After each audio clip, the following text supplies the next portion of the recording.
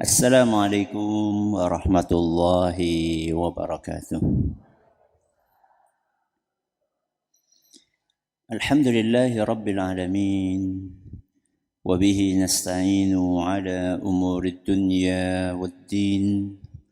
Wa sallallahu ala nabiyyina wa sayyidina Muhammadin wa ala alihi wa sahbihi ajma'in, amma ba'd. Kita panjatkan puja dan puji syukur kehadirat Allah Subhanahu wa taala. Pada kesempatan pagi menjelang siang yang berbahagia kali ini, kita kembali diberi kekuatan, kesehatan, hidayah serta taufik dari Allah Jalla wa Ala, sehingga kita bisa kembali menghadiri pengajian rutin Senin pagi di Masjid Manarul Ilmi di Komplek Pondok Pesantren Tunas Ilmu di Desa Kedung Wuluh Purbalingga ini. Kita berharap semoga Allah Subhanahu wa taala berkenan untuk melimpahkan kepada kita semuanya ilmu yang bermanfaat sehingga bisa kita amalkan sebagai bekal untuk menghadap kepada Allah Jalla wa Ala. Allahumma amin. Salawat dan salam semoga senantiasa tercurahkan kepada junjungan kita Nabi Agung Muhammad sallallahu alaihi wasallam, kepada keluarganya, sahabatnya, dan umatnya yang setia mengikuti tuntunannya hingga di akhir nanti.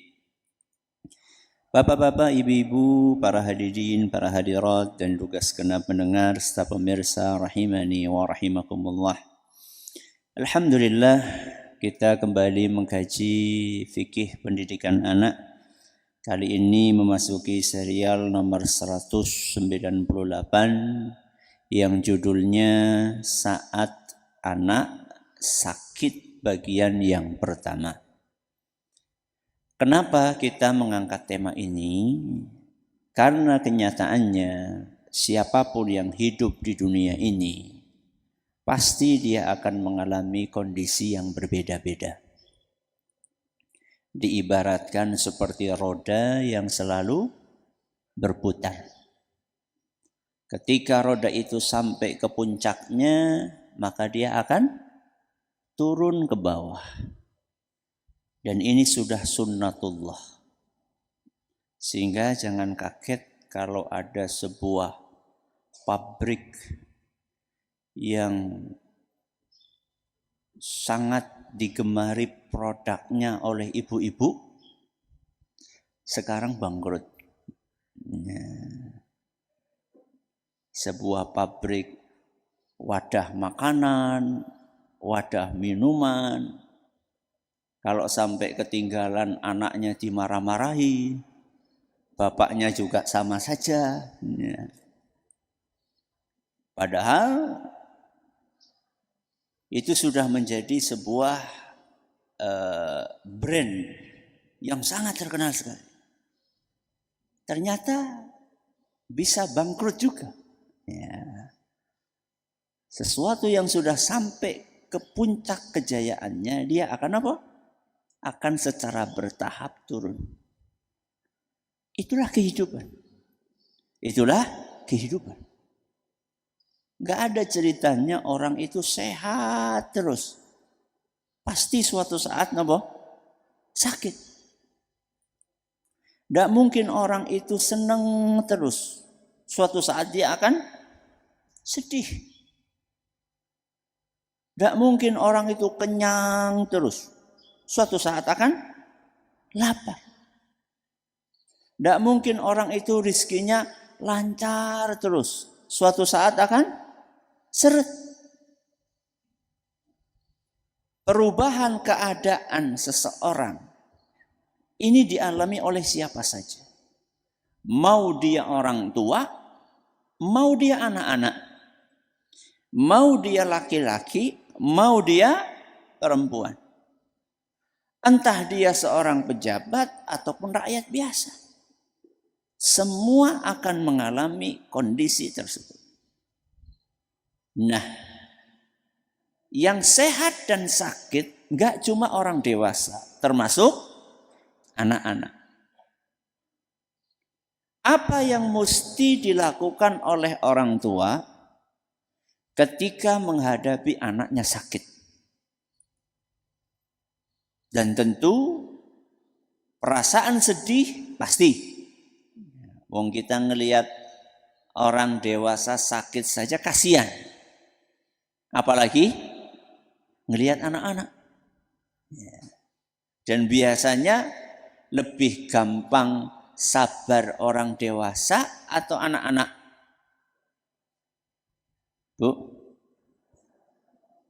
Lebih gampang sabar orang dewasa apa anak-anak? Orang dewasa. Kenapa bisa demikian? Karena akalnya sudah lebih sempurna dibandingkan anak-anak. Poin yang pertama, ketika anak kita sakit, maka anak perlu dihibur. Perlu apa? Dihibur. Kenapa kok perlu dihibur? Karena orang yang sakit fisiknya itu biasanya kondisi psikisnya juga akan terdampak. Psikis ini apa? Kejiwaan, perasaan, suasana hati, kondisi psikologis. Itu yang saya maksud dengan psikis. Iya betul, yang terdampak adalah kakinya keluar darah. Akan tetapi orang yang kakinya keluar darah gara-gara tersandung batu, bisa jadi yang terganggu nggak cuma kakinya tok, termasuk apa? Termasuk perasaannya. Termasuk perasaannya. Jadi sedih, jadi murung, bahkan kalau sakitnya itu parah, ya. Misal nih, tiba-tiba dikasih tahu sama dokter bahwa dia gagal ginjal. Gagal ginjal itu sakit apa, Bu? Sakit fisik atau sakit psikis? Sakit fisik. Tapi begitu dia divonis gagal ginjal, suasana hatinya terpengaruh nggak? Sangat terpengaruh. Terpukul, semangat hidupnya jadi turun. Bahkan sampai ngomong, lanyong mati, baik. Akhirnya matinya karena apa? Karena gagal ginjalnya atau karena perasaannya? Karena perasaannya. Maka menghadapi orang yang sakit bukan cuma perlu diperhatikan fisiknya saja, tapi juga harus diperhatikan kondisi psikologisnya. Maka dari sini kita bisa memahami kenapa kalau anak sakit harus dihibur. Supaya menjaga kestabilan kondisi psikis dan psikologisnya. Karena kalau misalnya orang sudah sakit fisiknya, terus ketambah perasaannya juga ikut sakit, tambah sulit untuk apa? Untuk sembuh. Saya sering mendengar dokter mengatakan, Bu, Pak, ini obat cuma sekian persen. Yang lebih penting dari itu adalah suasana hatine jenengan. Yang lebih penting dari itu adalah optimisme. Yang penting dari itu adalah semangat. Selalu dokter mengatakan seperti itu. Karena suasana psikologis seseorang yang terpuruk gara-gara sakit fisiknya itu akan berpengaruh kepada lambatnya proses penyembuhan. Pasiennya ada dua, penyakitnya sama. Tapi yang satu semangat untuk sembuh, yang satu pengen cepat mati. Berarti sing mati di sing ndi? Kayaknya yang pengen cepat mati. Padahal penyakitnya sama. Maka dari itu perlu langkah pertama yang harus kita lakukan ketika anak sakit. Anak itu diapain? Dihibur. Pertanyaannya, cara menghibur itu bagaimana? Cara menghibur itu bagaimana? Karena ada sebagian orang mengira cara menghibur ya diwai HP. Apa itu yang kita maksud menghibur anak? Cara menghibur ya anak pengen apa dipenuhi. Apapun yang dia inginkan kita belikan. Apa seperti itu cara menghibur? Mari kita lihat apa yang ada di hadapan kita semua. Yang pertama, bagaimana cara menghibur anak? Dengan memotivasi supaya sabar. Berarti anak disemangati, diajari supaya apa? Sabar. Bagaimana Ustadz ngajari anak sabar? Kita katakan kepada anak kita, Nduk, kamu sakit ini adalah dengan takdir dari Allah. Yang menakdirkan kamu sakit itu Allah. Dan Allah itu maha pengasih dan maha penyayang. Dia akan bertanya, loh kalau Allah maha pengasih dan maha penyayang, kenapa Allah ngasih sakit? Harusnya kalau Allah maha pengasih maha penyayang kan Allah ngasih sehat. Maka kita katakan karena sejatinya di setiap takdir Allah yang enak maupun tidak enak pasti ada hikmahnya. Nduk, kamu sakit itu ada hikmah di baliknya. Apa hikmahnya? Kita katakan antara lain untuk mengangkat derajat di mana? Di surga. Atau untuk mengurangi dosa. Jelaskan itu kepada anak kita. Dalilnya apa? Kalau sakit itu bisa mengangkat derajat? Banyak. Antara lain sebuah hadis yang diriwayatkan oleh Imam Abu Dawud dan kata Al-Hafidh Ibnu Hajar Al-Asqalani, para perawi hadis ini terpercaya dan menurut Syekh Al-Albani hadis ini sahih. Kata Nabi sallallahu alaihi wasallam, innal 'abda idza sabaqat lahu minallahi manzilatan lam yablugha bi'amalih. Sungguh ada seorang hamba yang telah ditakdirkan oleh Allah akan menempati derajat yang tinggi di surga. Tapi amalannya tidak cukup untuk membuat dia naik di derajat itu. Jadi Allah Azza wa Jalla menakdirkan. Ada sebagian orang yang sama Allah itu mau ditaruh di derajat yang tinggi. Di mana? Di surga. Tapi amalannya pas-pasan. Amalannya pas-pasan. Dan Allah sudah menakdirkan orang ini bakal menempati derajat yang tinggi. Bagaimana supaya orang ini bisa berhak untuk menempati derajat yang tinggi itu padahal amalnya pas-pasan saja? Kata Nabi sallallahu alaihi wasallam, ibtalahu Allahu fi jasadihi au fi malihi au waladih. Allah Azza wa Jalla akan beri orang ini ujian-ujian. Ujian-ujian itu bisa mengenai anaknya, bisa mengenai hartanya, bisa mengenai tubuhnya. Kalau ujian mengenai tubuh berarti apa, Bu? Sakit. Kalau ujian mengenai harta berarti apa, Bu? Kehilangan.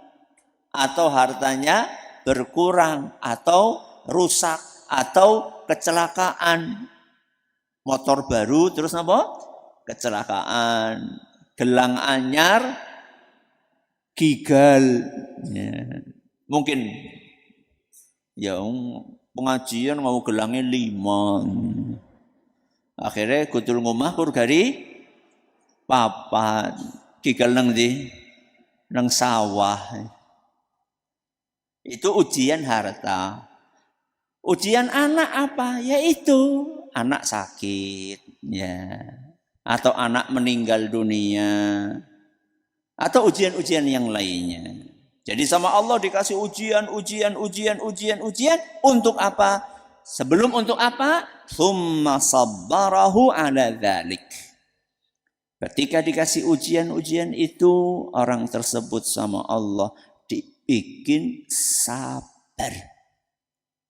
Dibikin apa, Bu? Sabar. Setelah dibikin sabar, apa yang terjadi? Hatta yublighahul manzilata allati sabaqat lahu minallahi ta'ala. Sampai orang tersebut dengan kesabaran menghadapi ujian yang bertubi-tubi, sampai juga ke derajat tinggi di surga yang telah ditakdirkan sama Allah. Berarti kalau kita dikasih ujian yang bertubi-tubi dari Allah, jangan suudzon. Jangan apa? Suudzon. Suudzon kepada siapa? Kepada Allah. Suudzon kepada sesama boleh enggak? Suudzon kepada sesama saja enggak boleh. Apalagi kepada siapa? Apalagi kepada Allah. Jangan suudzon. Bisa jadi ketika kita dikasih ujian yang macam-macam tersebut, memang Allah sengaja pengen mengangkat derajat kita di mana? Di surga. Jangan kita mengatakan jeneng nyong terus. Kae. Jangan. Gak boleh kita protes sama Allah Azza wa Jalla. Kasih ujian. Yakinlah. Salah satu tujuan Allah memberikan ujian adalah untuk mengangkat apa? Derajat. Tujuan yang lain apa? Hikmah yang lain apa dari ujian? Berupa sakit dan yang lain-lainnya adalah untuk menghapus dosa. Dosa kita banyak apa sedikit? Banyak apa sedikit? Banyak apa banyak banget? No, banyak banget. Maka salah satu cara Allah untuk membersihkan dosa adalah dengan memberikan sakit. Sebagaimana yang dituturkan oleh seorang sahabiyah muslimah di zaman Nabi SAW yang dikenal dengan julukan Ummul Ala. Sinten? Ummul Ala radhiyallahu anha. Beliau bercerita, "Adani Rasulullah sallallahu alaihi wasallam wa ana maridah." Ketika aku sakit, Rasulullah SAW datang membesukku. Wah, senang ya. Dibesuk sama siapa? Rasulullah sallallahu alaihi wasallam. Apa yang disampaikan oleh Rasul SAW ketika beliau menjenguk Ummul Ala? Abshiri ya Ummul Ala. Wahai Ummul Ala, saya datang ke sini untuk membawa kabar gembira. Masya Allah. Apa bu kabar gembira nih? Oleh arisan? Hah? Apa ketiban duren? Enggak. Lihat apa kata Nabi SAW. Fa inna maradhal muslim yudhibullahu bihi khatayah kama tuzhibun naru khabathadz zahabi wal fiddah. Wahai Ummul Ala, ketahuilah bahwa orang Islam ketika sakit itu akan digugurkan apanya? Dosa-dosanya oleh Allah. Orang Islam ketika sakit, dosa-dosanya itu akan sakitnya itu akan menghapus dosa-dosanya. Seperti api membersihkan emas dan perak dari kotoran. Maka kalau jenengan memperhatikan tukang emas, tukang perak, untuk membersihkan emas dan peraknya dari kotoran diapain? Dibakar. Begitulah perumpamaan orang Islam yang Allah pengen supaya dosa-dosanya ini berkurang. Caranya dikasih sakit sama Allah. Hadis riwayat Abu Dawud dan dinyatakan sahih oleh Syekh Al-Albani. Maka ketika kita dikasih sama Allah sakit, berhusnudzonlah. Husnudzon sih apa? Berprasangka baiklah kepada Allah. Aku lagi dibersihi dosane. Saya ini sedang dibersihkan sama Allah Azza wa Jalla. Supaya apa Ustadz? Supaya kalau kita mati, lalu menghadap Allah, kita menghadap Allah dalam keadaan sudah bersih. Kalau sudah bersih berarti kemana? Surga. Pertanyaannya, kalau belum bersih? Ayo, Bu, kalau belum bersih? Ya dibersihkan di sini. Kalau di akhirat dibersihkan di mana? Ya di neraka. Tinggal jenengan milih. Mau dibersihkan di dunia, apa mau bersihkan di akhirat? Dijawab. Mau dibersihkan di dunia apa di akhirat? Di dunia. Berarti jenengan pengen sakit atau sehat? Loh si kepriwe. Jenengan pengen sehat apa sakit? Sehat. Jenengan pengen dibersihkan dunia apa di akhirat? Loh terus kepriwe kalau bersihkan?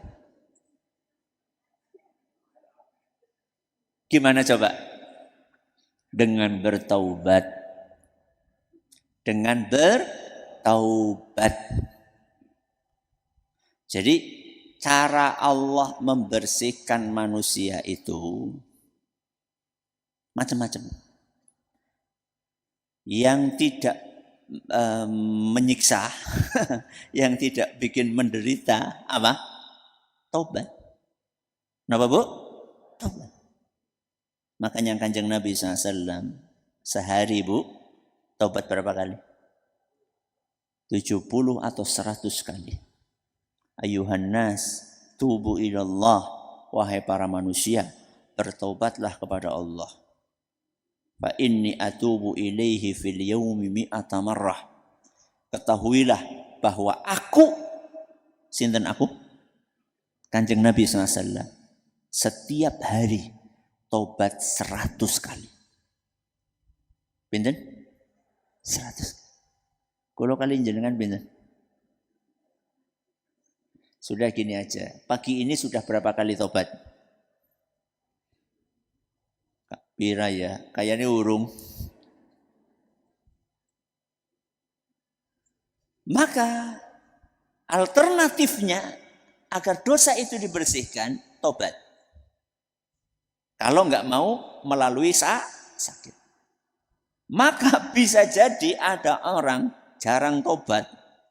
Akhirnya dikasih sakit. Lagi-lagi Allah ngasih sakit. Bisa jadi karena sayang. Supaya apa tadi? Supaya apa? Supaya dosa-dosanya gugur. Sehingga nanti kalau mati menghadap kepada Allah Azza wa Jalla sudah bersih, nggak perlu dimasukkan ke neraka. Disitulah kita harus sabar. Sabar ketika mendapatkan ujian dari Allah. Karena ketika kita sabar, sakit tersebut akan mengangkat derajat dan akan mengurangi apa? Dosa. Berarti kalau tidak sabar gimana? Ya roli apa-apa. Kalau kita sakit kok nggak sabar, derajat nggak diangkat, dosa tidak digugurkan. Untung apa rugi? Rugi double. Kok rugi double? Iya, sudah rugi sakit, rugi, nggak dapat apa-apa. Kan double ruginya. Sudah menderita karena sakit, masih pula menderita sakit itu tidak menghasilkan apa-apa.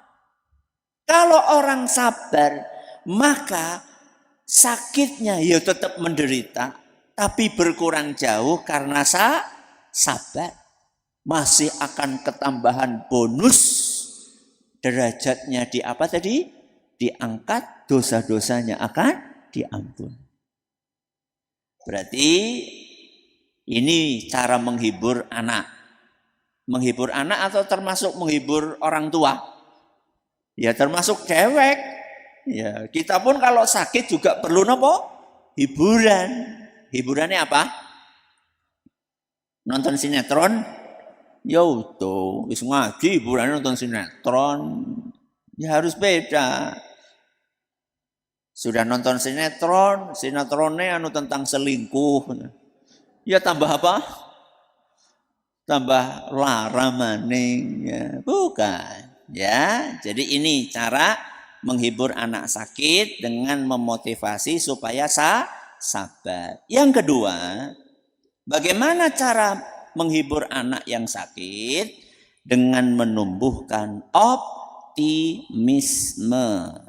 Optimisme itu apa? Yo harapan untuk sembuh. Optimisme ini urusan hati. Urusan kondisi kejiwaan. Jadi orang yang sakit perlu untuk ditumbuhkan optimismenya. Mari sembuh, ya, nggak parah. Sebentar lagi akan sembuh. Itu namanya optimisme. Minum obat, insya Allah sembuh. Jadi bukan kita kayaknya orang, mari gitu. Jangan. Coba kita perhatikan bagaimana Rasulullah Shallallahu Alaihi Wasallam kalau menjenguk orang sakit. Dituturkan oleh Ibnu Abbas radhiyallahu anhu dalam sebuah hadis yang diriwayatkan oleh Imam Bukhari, kata Ibnu Abbas, anna Rasulullah sallallahu alaihi wasallam dakhala ala rajulin ya'uduhu. Pada suatu hari Nabi SAW menjenguk orang sakit. Di dalam riwayat yang lain disebutkan ini orang Arab Badui. Sakit, orang Arab napa? Badui di kampung ya. Nek carane dhewe yang wong gunung lah kira-kira ya, di padang pasir. Faqala, maka Nabi SAW ketika menjenguk orang tersebut, Nabi mendoakan. Apa bunyi doanya? La ba'sa tahurun jeneng sepi.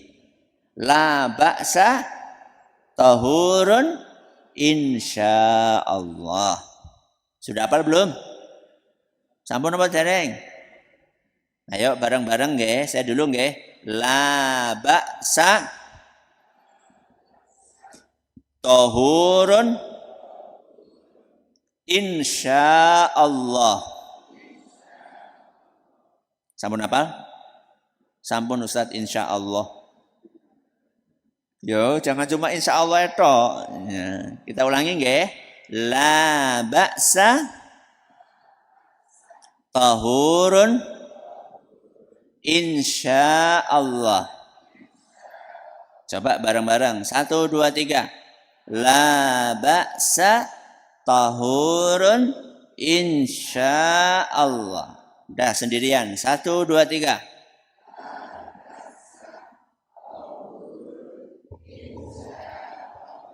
Apa artinya? Ini yang menarik.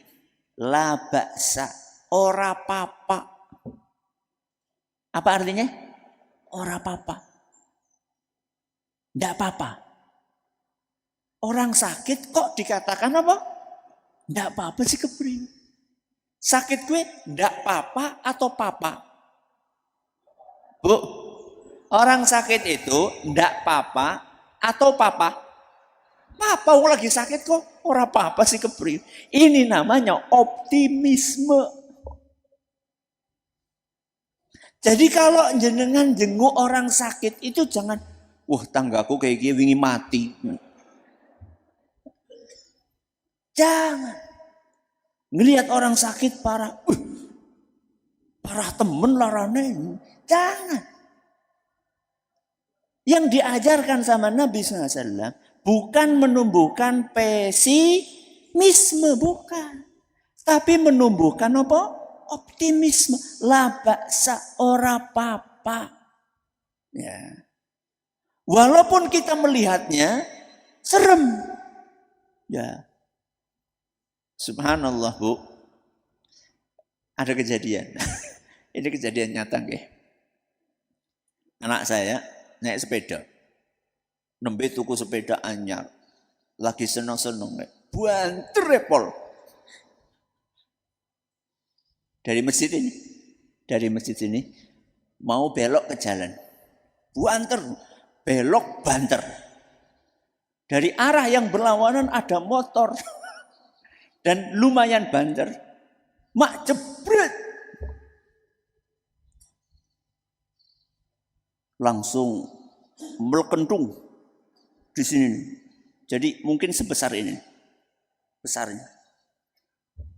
Astaghfirullahaladzim. Tapi apa kata dia? Anak itu ngomong apa? Ndak apa-apa. Dewek sing weruh. Gimana kita, Pak? Iya nak, ndak apa-apa. Iya. Ngomong ndak apa-apa tapi artinya astagfirullah, deg-degan, langsung bawa dokter. Begitu dilihat sama dokter, enggak apa-apa Ustaz. Subhanallah, dokternya yang ngomong apa? Enggak apa-apa. Dan subhanallah, memang enggak apa-apa. Jadi enggak harus dioperasi. Ya cuma suruh apa jenenge? Dikompres. Cuma disuruh dikompres aja. Padahal gede nih, semene. Saya nggak bohong, sebegini. Segenggeman ini, bengkaknya di sini. Kata dokter, enggak apa-apa. Dan subhanallah, sekarang ya alhamdulillah. Nggak ada operasi, nggak ada apa. Ya sambil di ruqyah, nanti ada pembahasan khusus tentang kita baca-bacain, kita doain. Ya ada. Jadi, kalau kita ngelihat orang sakit, jangan dibikin pesimis. Bikinlah napa wau optimis, enggak apa-apa. Bilang enggak apa-apa, la ba'sa. Terus ditambahi sama Nabi SAW, tohurun insyaallah. Tohurun itu artinya adalah ini akan membersihkan. Akan mensucikanmu. Dari apa, Bu, tadi? Dari dosa-dosa insyaallah. Kalau Allah berkehendak. Ternyata orang Arab Badui ini didoain sama Nabi SAW, la ba'sa tohurun insyaallah, ndak apa-apa. Apa jawabnya? Kala, enggak. Lu dibilang ndak apa-apa malah bilangnya nopo? Enggak. Terus apalagi kata dia? Bal humma tafuru ala syaikhin kabirin kaima tuzirahul kubur. Enggak. Ini itu demamnya parah. Menimpa orang sudah tua supaya cepat masuk kuburan. Kayak gue boleh ngomong. Wong sama Nabi didoakan enggak apa-apa. Kok malah katanya, oh enggak ini sakit parah. Dia maning mati. Subhanallah. Maka apa lihat kata Nabi SAW. Fana'am idan. Kalau itu anggapanmu, maka akan terjadi seperti prasangkamu.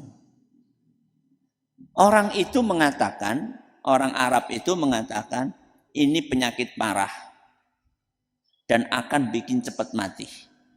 Kata Nabi, kalau itu prasangkamu, maka itulah yang akan terjadi. Yang akan terjadi apa berarti? Mati. Mati beneran. Karena apa?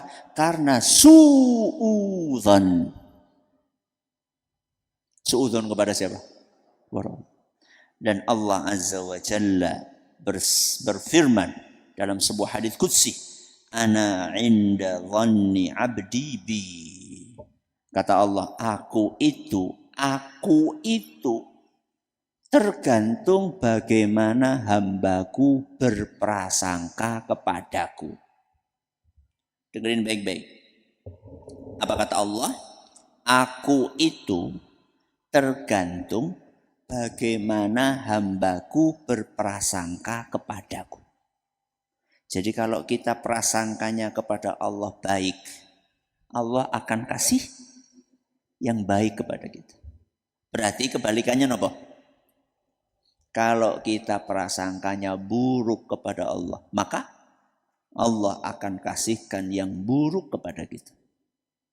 Maka kalau ada orang sakit, jangan katakan kita dilamaning mati, kita tambah parah. Jangan. Optimis. Sembuh insya Allah.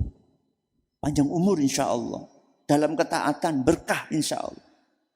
Begitu seharusnya yang diajarkan dalam agama kita. Jadi begitu cara menghibur anak yang sakit. Yang pertama suruh sabar. Yang kedua tumbuhkan optimisme. Ini yang kita pelajari hari ini. Masih ada sisa waktu sedikit. Silakan kalau ada yang mau bertanya bisa disampaikan. Baik, jazakumullah khairan atas materi yang disampaikan. Kami bacakan pertanyaan pertama. Assalamualaikum warahmatullahi wabarakatuh. Waalaikumsalam warahmatullahi wabarakatuh. Ustadz, bagaimana menyikapi kasus bullying yang terjadi di sekolah yang sering terjadi dan berulang? Bagaimana sikap sekolah dan orang tua yang harus dilakukan? Jazakumullah khairan. Pertama, yang harus dilakukan oleh pihak sekolah adalah memberikan pengarahan yang merupakan pencegahan. Yang kedua, yang perlu dilakukan adalah penanganan sebagai bentuk pengobatan. Jadi bullying ini harus dicegah sebelum terjadi. Kemudian harus ditangani setelah terjadi. Bullying siapa, Bu? Bullying siapa bullying? Bully apa? Bully kayak utuh kerupuk puli utuh. Bully apa bully? Madani. Bu, ngertos madani? Ngertos. Tapi nggak mesti madani. Kadang-kadang bullying juga fisik. Nek fisik berarti apa? Nyiwiti. Terus apa maning? Ya neot ya pada baik kancane nyiwit. Ngampleng. Iya. Nendang itu bullying ya. Jadi harus dicegah. Bagaimana mencegahnya? Tugas sekolah adalah memberikan pengarahan kepada anak-anak didiknya. Tentang adab seorang muslim kepada muslim yang lainnya. Nasihat bahwa kedzaliman itu akan dibalas nanti di hari kiamat. Bahkan di dunia sebelum nanti di akhirat. Dan itu harus rutin. Harus apa? Rutin. Alhamdulillah, jamaah yang kami hormati di pondok kita ini, pengarahan itu setiap hari, ya, setiap habis zuhur itu kita belajar kitab Al-Adabul Mufrad, kitab tentang adab, karya Imam Bukhari. Setiap hari pada zuhur diajarin adab kepada orang tua, adab kepada guru, adab kepada teman. Enggak lama, 7 menit, 10 menit, 12 menit, setiap hari tapi. Ya. Ini pencegahan. Yang kedua, kalau sudah terjadi, harus ada apa? Penanganan. Tidak boleh ada pembiaran. Tidak boleh ada apa, Bu?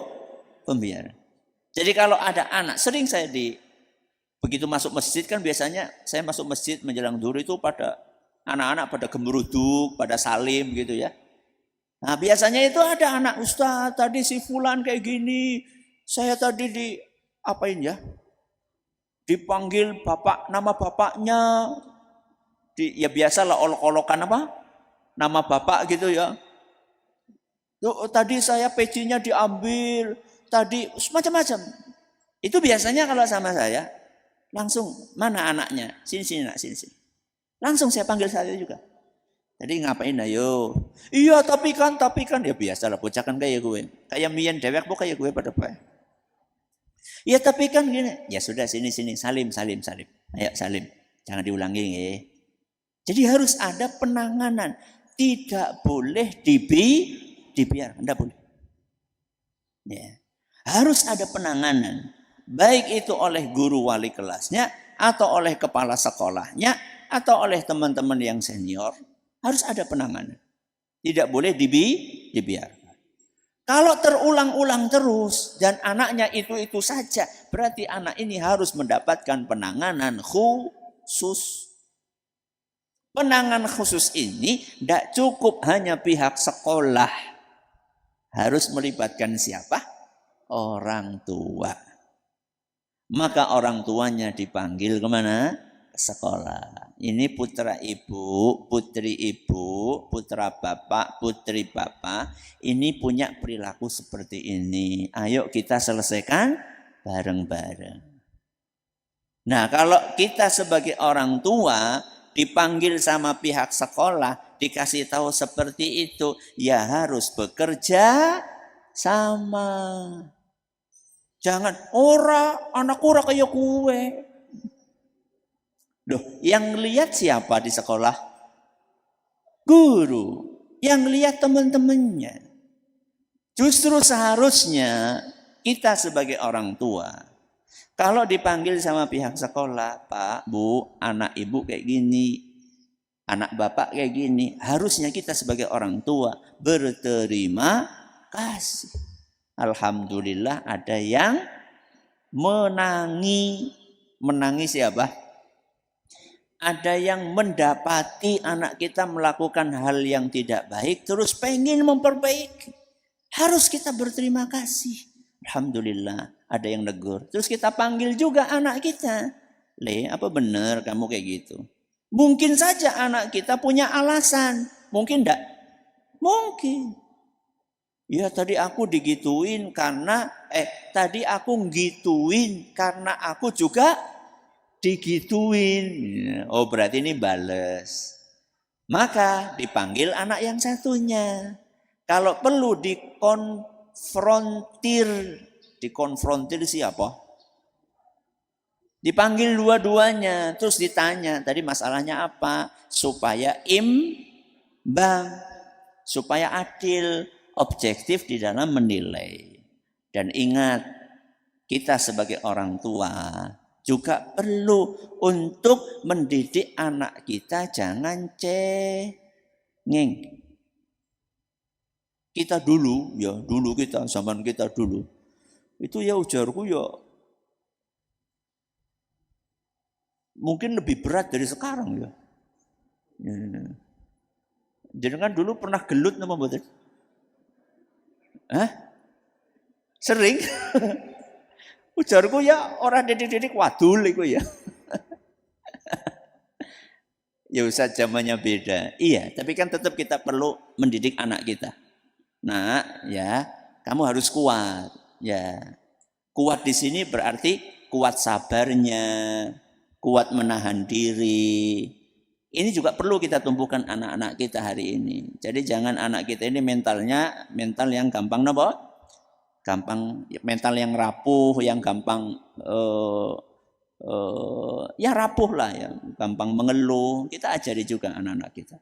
Tapi intinya bullying itu harus dicegah dan harus ditangani. Ini yang perlu kita pelajari. Ini yang bisa kita pelajari hari ini. Semoga bermanfaat bagi kita semuanya. Terima kasih atas perhatiannya, menurut segala kurangannya. Kita akhiri dengan doa kafaratul majlis. Subhanakallahumma bihamdika asyhadu an la ilaha illa anta astaghfiruka wa atubu ilaik. Wassalamualaikum warahmatullahi wabarakatuh.